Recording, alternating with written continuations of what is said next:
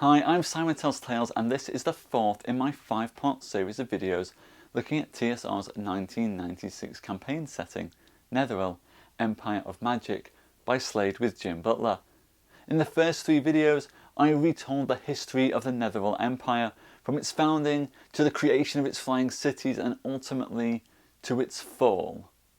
In this video though, we'll be looking at the campaign setting itself, with the final video offering some great story hooks for any of you wanting to set your own adventures within the realm. So let's start with the depth of the world building in this campaign book. Okay, so the authors really didn't scrimp on the world building here. This isn't just an introduction to a campaign setting, it's an introduction to over 3,000 years worth of campaign setting. Right from the early days of Netheril as a fishing settlement through to its height as the centre of magical experimentation with its empire of floating cities, and right through to its demise as the Faerun turned the ground beneath those cities into a desert wasteland and the hubris of the Archmages lead to their destruction. It's so immense that this book actually comes with 3 different maps. One showing Netheril at its prime, one showing Netheril at its fall, and one showing the further reaches of the Netheril Empire. For anyone out there who wants to build their own stories in this realm, you'll be pleased to know that the campaign makes no assumptions as to when you will take part in this world, or even how you'll take part in it. Whether you'll be travelling back from the present times of Faerun through magical means, or else taking part in a campaign that is born and bred in this element of time. And to help you, the authors not only provide descriptions of the settlements of this world, they even go to explain how key settlements change and what you'd expect to see happening in them at different points in the campaign's history. Needless to say, the breadth of this is incredible, and I wish that more campaign settings actually thought about this level of detail in terms of what's taking place in them over long periods of time. The economy, which is primarily fishing at the start, then spreads as the Empire begins to liaise with dwarven outposts. And the scope of that is quite staggering. Carnath, the most extravagant of the cities in the Netheril Empire, is the one which is covered in depth most. A map is provided of that floating city and key locations are within that. Other floating enclaves are also highlighted with various settlements and flying cities being sketched out with shorter but intriguing descriptions. The key thing is though, once you've described the city of Carnath in detail, you've got a living, breathing template with which to go and develop more of the floating cities as you develop your campaigns. You can even, and I would highly recommend, looking at the floating city that's included in Rime of the Frost Maiden, which will give you even more ideas on which to base your settings. With all the focus on floating cities in the Empire, it's easy to forget some of these ground cities, but they are fascinating. My personal favourite though is the City of Shadow. It's a rogue city, one where magic is banned. Ground-based areas like this are actually a real treat in a campaign, even though the floating cities can seem a huge, exciting distraction. Other favourites are northern towns that shrink as the Empire begins to decline and move away, once large towns becoming smaller and smaller and emptier. There's even a town which discovers a well of lost souls, which is a fascinating story hook for any campaign. This storytelling ability by the authors of this campaign setting to provide both scale and breadth to a realm is incredible, and I wish we saw more of these styles being used in writing other source books. Now, NPCs are a bit more limited given the size and scale of this world. One of the key challenges here is that due to the magical nature of the campaign, it's very much focused on human, neutral and evil spellcasters, and primarily male ones at that, which does limit the range for anyone who wants to come and bring their own characters and their own backstories into this setting. To be honest, I thought that in order to provide a bit more variety into this campaign setting, storytellers and dungeon masters might want to try borrowing parts of the Ravnica campaign setting and building those in. Included in the campaign setting are some NPCs, but there's a lot of scope to build on and create your own ones, especially if you're looking at creating NPCs outside of Castle, which is where a lot of these are based. We do know that there are areas that have high numbers of elves and dwarves, even Goliaths, and there would need to have been embassies put in place to deal with trade between these races, so you can use that as a building point if you want to look at how could other races become a part of this setting as well. As I've said before, the scope for all of this is huge, and hopefully the descriptions that are provided in the book will inspire you. I certainly was, but the flip side is there is a bit of a risk of characters falling into the same old tropes because of the heavy reliance on traditional magic users. I like to see tropes actually being played with a style like this, and I think for more confident storytellers and those who are looking to push themselves a little bit, having something which is perhaps a bit more stereotypical in some of its descriptions of elves and dwarves and gnomes might actually give you more room to play and subvert traditional fantasy tropes if that's the type of campaign that interests you. One of those opportunities to subvert fantasy tropes was actually one of the NPCs who runs a barbershop in one of the floating cities. I think barbershops are a great alternative to using an inn or a tavern as a source of quests and rumours and engagement. It's almost like having Garrick the tailor from Deep Space Nine, and I think if you're paying attention to nuggets like that, there's definitely room to build on them. Heck, Deep Space Nine is effectively a floating city in Star Trek, so bring some of that into your world by all means. The details that the campaign setting provides on the police chiefs who are also working and operating different headquarters across the city are great starting points and inspirations as well. Now, in terms of monsters, there aren't a huge amount of monsters in this, and I kind of like that, as I don't want to be going between 15 different source books to run a campaign. It also means that if you want to update the monsters which are included in here into 5e, there's not a huge amount of work to do. The key monsters that you'll find are the Faerun and the Sharn, and 2nd edition stats are included for both of them. Adapting them isn't a huge job to do, and to be fair, with just those two creatures you can easily get by. Indeed, the two of them tend to hang out in the shadows, so you might even find that you're not heavily involving either of them at all in your campaigns. And actually, if you're setting it in the times before the desert waste spread across the Netheril Empire, you don't need the Faerun or the Sharn at all. The most critical monsters that you'll find will actually be the Orc tribes, and 5th edition already provides a ton of resources and support for building on those as well. Given the fact that there's also an icy glacier to the north of the Netheril Empire, you may want to use things like the Goliath NPC options that are included in Rime of the Ice Maiden or in Volo's Guide to Monsters. Otherwise, orcs, goblins, dragons and ogres, or any other creatures that you want to draw on from the monster manual, will work just fine.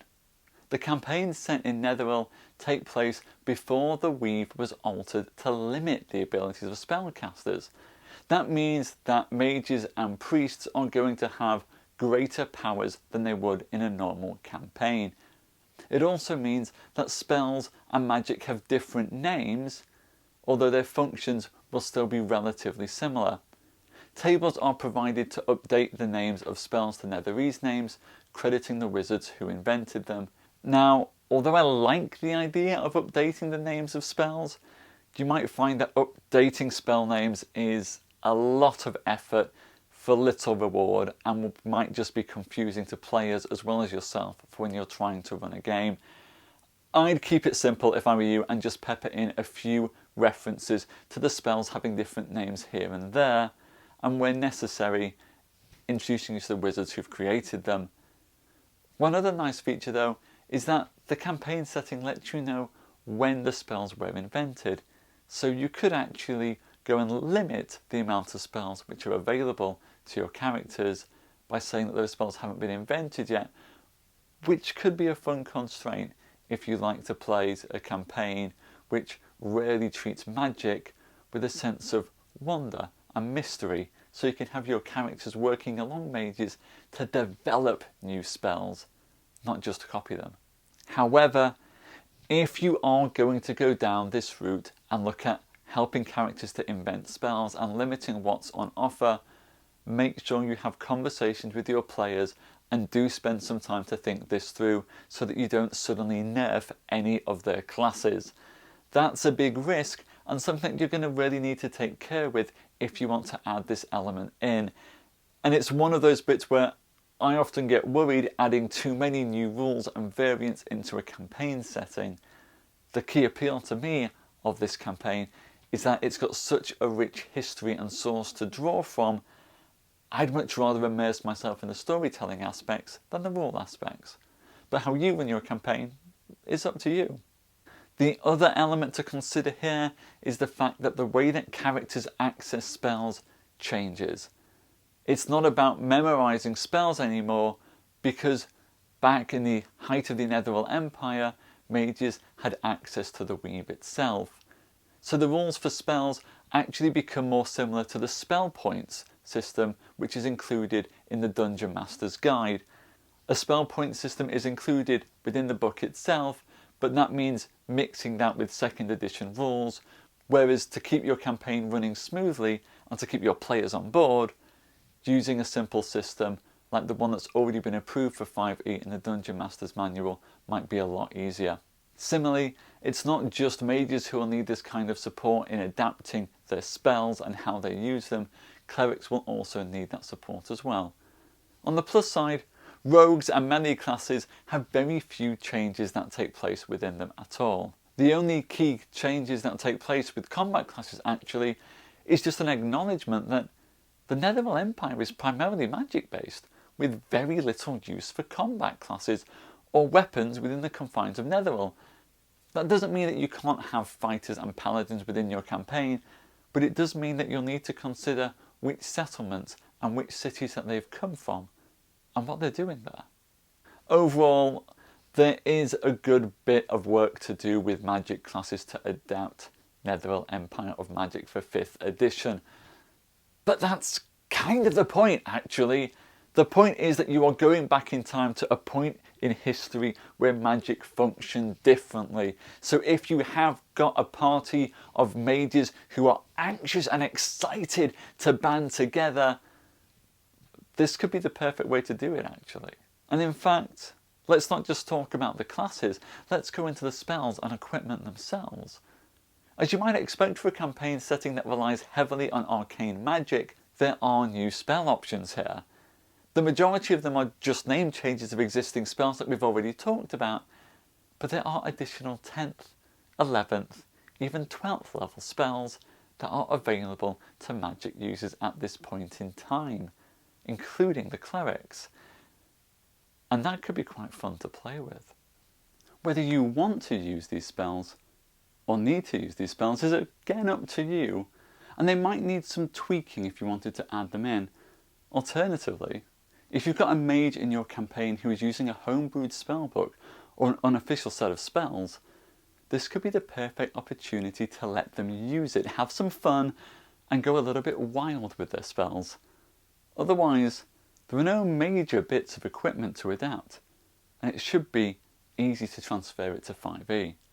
So overall, adapting the spells and equipment for 5e shouldn't be too difficult, and it's a great opportunity for everyone who wants to bring customised spellbooks and magic into the campaign. That includes both mages and priests. It's a great time to just let them let their hair down and show off and have some fun. And if you as the DM want some inspiration of new spells or items to create, it even includes a supplement from an Encyclopedia Arcana that gives you some great jumping off points for creating your own magical items that could be inspired by the Netheril Empire's Mythvillars. Okay, so shall we talk politics now? I think we should. The politics of this campaign setting have some really interesting points. The Netherese' respect for a race was completely dependent on that race's magical aptitude. Humans were first and foremost in their eyes, then the elves. Half-elves were kept in the poorer quarters of the flying cities, as the Netherese saw them as belonging neither to the humans nor the elves. Gnomes were treated as slaves for much of the Empire's history, until repeated work strikes gave them some level of freedom. Dwarves, on the other hand, were respected for their skill with metalworking, which the Netherese felt was an acceptable trade-off for their lack of magical ability. The key things to note here is that if you want to play a magic-based class, it's going to need to be human or elven, and the elves at this point in time cannot even begin to compete with the power of the Netherese. The politics of this world have very strong elements which are linked to race, which could be a really interesting thing to explore in your campaigns. But similarly, it could be a hindrance as well, depending on your group and the stories that they want to participate in with you. So let's finish off here by talking about the types of campaigns that you can build from this book. In my next and final video, I'll be providing you with some story hooks for your campaigns, but let's take a high-level overview now. The trade-off that you need to make with this book is, because it's such a wide and deep-ranging source book, you won't get any firm campaign structures to build around. Never fear if that's what you're interested in though, as the authors did provide this in the follow-up campaign, How the Mighty Are Fallen. I like the fact that you've got so much scope here though for developing and telling your own stories. Reading through the campaign setting Netheril Empire of Magic, I really fell in love with the idea of floating cities and the archmages who are running them. It gave them a very strong sword and sorcery flavour with lots of room for political intrigue. If you wanted to build on this, there's lots of scope for potentially mixing this in with some of the experimental magical and faction elements from Ravnica. The nice thing is as well, although this is a Forgotten Realms setting, you're dating this back to such an early time in the Forgotten Realms existence that there's a lot of scope to change and play with things. Yes, there is a bit of an issue with the fact that if you're playing in this campaign, it might become hard for some players to be invested in a world that they know is ultimately going to come crashing down. But you don't need to set your campaign over the course of the end of the Netheril Empire if you don't want to. You've got literally thousands of years to pick and choose from in telling your stories, and there's enough scope here to even bring Netheril into a modern campaign setting, as one of the cities did escape into the Shadow Plane and then return to the Forgotten Realms in the 4th edition. There's scope here for telling early survival frontier stories about the fringes of civilization, stories of magical intrigue, plots in key cities, sword and sorcery style adventures. Personally, my focus would be on the relationships between the cities and these key locations and the buildings and developments of this world, because I think that's something that we don't often see in a campaign. Thank you, I'm Simon Tells Tales, and this has been the 4th in my 5-part series looking at TSR's 1996 campaign setting, Netheril Empire of Magic by Slade with Jim Butler. When we meet again, I'll be providing you with 5 great story hooks that you can use in setting your own stories within this world. If you enjoyed this video, please hit the like button below and subscribe for more videos exploring some of the classic Forgotten Realms campaign settings. If you've got a favourite out there as well that you'd love me to cover, let me know in the comments. Until then though, I'll say goodbye, and when we meet next, we'll be looking at those story hooks that will take you into your own settings.